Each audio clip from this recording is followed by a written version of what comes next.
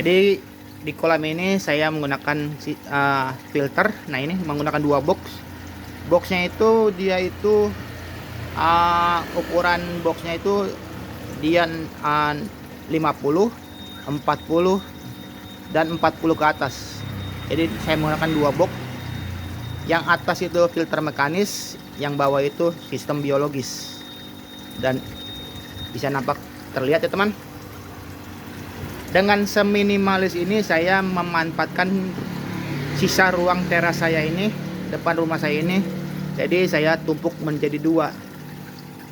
Jadi kalau kita runut sistemnya itu dari air kolam ini disedot masuk ke filter yang atas mekanis, ia disaring dulu, lalu turun lagi ke bawah hingga kembali lagi ke kolam seperti itu. Dan di sini saya ingin sedikit sharing bagaimana cara saya merawat air kolam ini tetap jernih tentunya, ikannya sehat, itu yang pasti, dan tidak bau karena kolam ini berada di depan rumah. Yang dikhawatirkan namanya kolam ikan itu pasti bau, airnya pasti bau. Dan disinilah pentingnya sistem RAS. Jadi filternya, airnya itu terus disaring terus menerus hingga jernih, dan kotorannya akan menumpuk di filter mekanis. Nah ini. Dan setiap beberapa hari sekali saya akan selalu buka lubang pembuangan di filter mekanis ini. Jadi saya buka airnya ini untuk mengeluarkan kotoran ikan yang tertampung di filter mekanis. Karena filter mekanis ini berfungsi untuk menyaring kotoran ikan yang padat. Jadi setelah disaring, masuklah ke filter biologis. Nah ini. Jadi saya menggunakan biobol dan beberapa tutup botol. Nah ini bisa nampak, teman perhatikan ini bentuk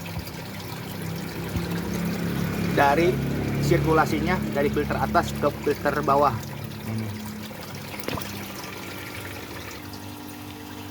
Nah, di sini saya akan membagikan tipsnya. Karena sistem RAS itu identik dengan pecinta ikan hias ataupun ikan koi. Jadi dia itu selain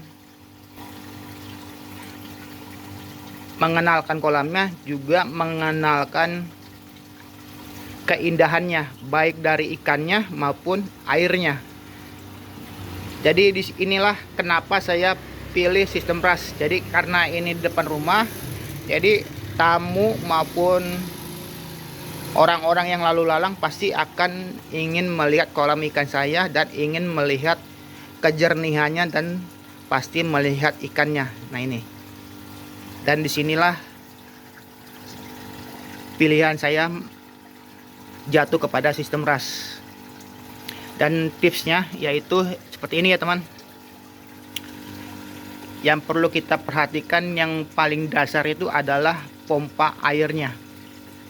Kenapa kita harus jaga ataupun perhatikan pompa airnya? Karena apa? Karena saya ada di depan rumah, bisa teman perhatikan, ada pohon-pohonan. Nah ini, dan tentunya ada dedaunan seperti ini yang pastinya akan jatuh ke kolam dan pasti akan menyumbat di pompa celupnya ini. Karena jantungnya di sistem RAS itu adalah di pompa airnya. Dan kadangkala anak saya selalu memainkan mainannya dengan cara mencelup-celupkan ke kolam, dan itu pasti akan, kalau mainannya tenggelam, pasti akan tersedot oleh pompa itu dan menyebabkan macet di pompanya itu. Bahkan kekuatan pompanya itu pasti akan berkurang. Dan di sini saya akan membuktikannya kenapa pentingnya kita menjaga atau merawat pompa kolamnya ini. Dan seperti inilah mungkin gambarannya ini, tampakan awalnya seperti ini. Nah ini kita hanya perlu perhatikan di 3 pancurannya itu.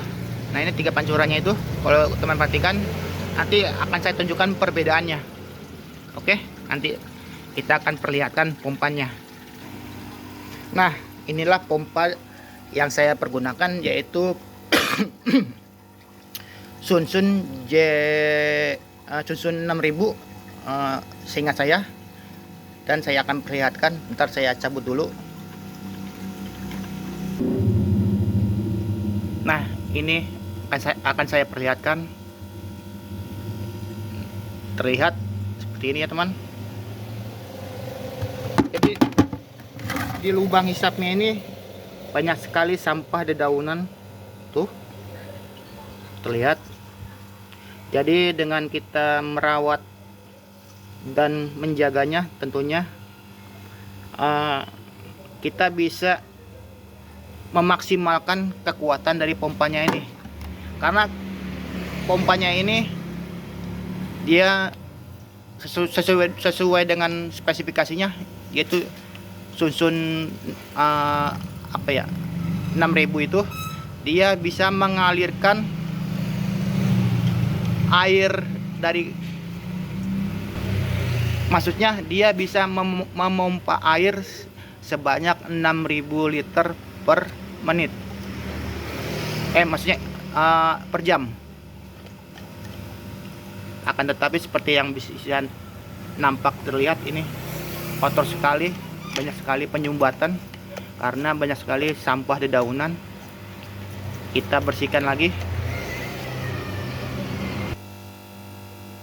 Nah, ini sudah saya bersihkan. Terlihat ada perbedaannya, walaupun tidak bersih sama sekali karena susah sekali di sudut di kedalamannya ini, sudut kedalamannya. Walaupun saya menggunakan sikat gigi anak saya ini yang bekas, tetapi sudah lebih baik dari yang sebelumnya. Dan kita akan pasang dan kita akan lihat perbedaannya. Nah, ini sudah kita pasang lagi. Terlihat nampak sekali perbedaan dari ketiga pancuran yang ada di filter saya ini. Terlihat sudah mulai kencang pancurannya. Jadi dengan membersihkan pompa celupnya ini, kita bisa memaksimalkan kembali pompa yang ada di sistem yang ada di kolam saya ini. Ini.